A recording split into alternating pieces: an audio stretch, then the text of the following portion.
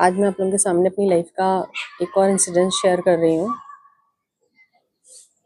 जिसने मुझे यही सिखाया कि किसी व्यक्ति के बारे में गलत राय बना लेना या ये समझना, उसको गलत समझ लेना, ये कोई इतनी बड़ी गलती नहीं है। ये तो हो सकता है, लेकिन जब सच हमारे सामने आता है या जब हमें सच पता चल जाता है, उसके बाद अपनी उस गलती को स्वीकार करना कि हमसे गलती हुई है, ये एक उच्च चरित्र की पहचान है।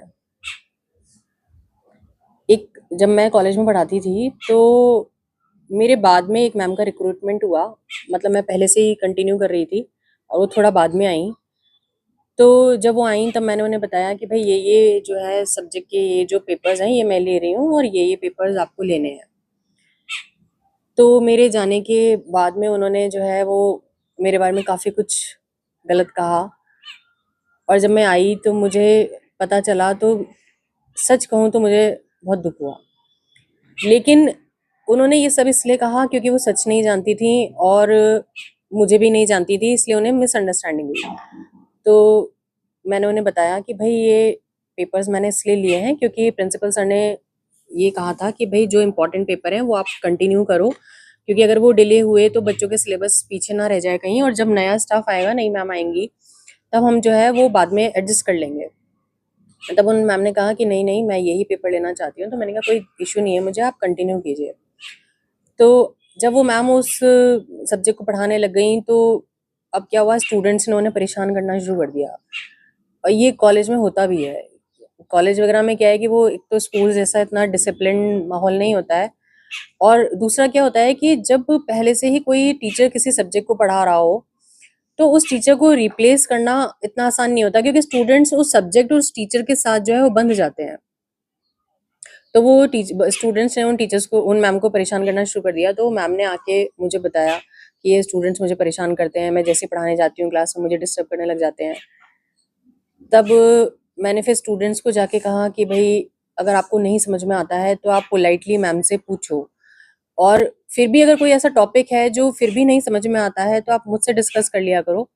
लेकिन किसी भी शिक्षक का, किसी भी गुरु का अपमान नहीं करना चाहिए, क्योंकि हम कॉलेज एज में हैं, कॉलेज टाइम में हैं, और ये जो एज है इसमें अगर हम ये बात नहीं समझेंगे तो लाइफ में ऐसी बहुत सारी चीज़ें होंगी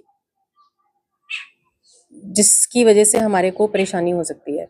इसलिए कभी भी गुरु का अपमान नहीं करना चाहिए।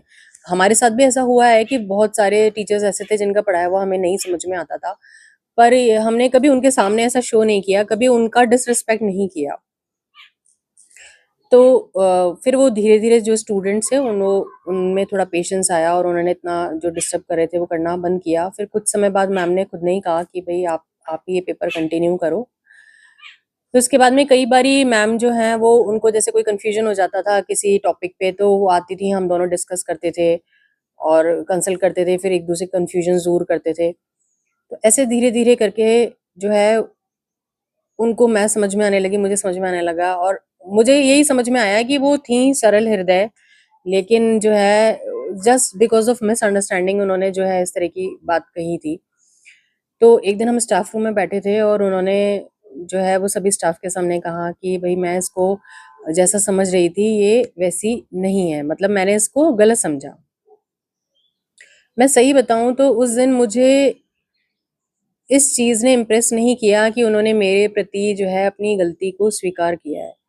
मुझे उनकी पर्सनैलिटी की उस चीज़ ने इतना इम्प्रेस किया कि किसी भी व्यक्ति को समझने में हमें गलती हो सकती है, लेकिन ये स्वीकार करने का साहस, अपने उस ईगो को, अपने उस अहंकार को छोड़ने का साहस कि हमसे गलती हुई है, ये स्वीकार करना आसान नहीं होता।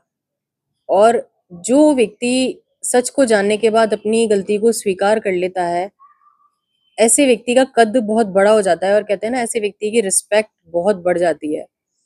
ऐसा व्यक्ति बहुत महान होता है जो सच को जानने के बाद अपनी गलती को स्वीकार कर लेता है।